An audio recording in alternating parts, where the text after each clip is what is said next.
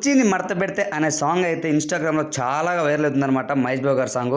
ఇదే సాంగ్ ఇప్పుడు prince Yawar and Naini Pawan దుమ్ము దులిపి డ్యాన్స్ చేశారనమాట పెర్ఫార్మెన్స్.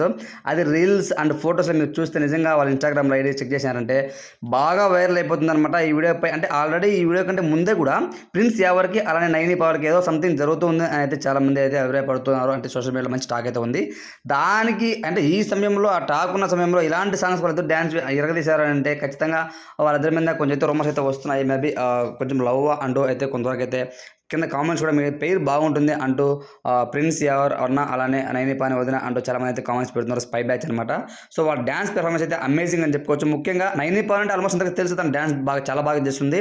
ఈవెన్ డీలో కూడా తనైతే ఇంతకుముందు ఒక కంటెస్టెంట్స్కి అంటే లీడర్గా ఉన్నప్పుడు తను మంచి డ్యాన్స్ పెర్ఫార్మెన్స్ ఇచ్చిందనమాట శ్రీదేవి డ్రామా కంపెనీలో కూడా. కానీ ప్రిన్స్ ఎవరికి కొత్త అనమాట డ్యాన్స్ నిజంగా చాలా బాగా చేశాడు. బాగా మ్యాక్సిమం తనతో పాటు ఈక్వల్గా చేశాడంటే అమేజింగ్ అని చెప్పొచ్చు ప్రిన్స్ ఎవరిని. నిజంగా తన ఒక మంచి హీరోగా ఛాన్స్ కావాలి అంటూ స్పై బ్యాచ్ అయితే తనని మోటివేట్ చేస్తున్నారు.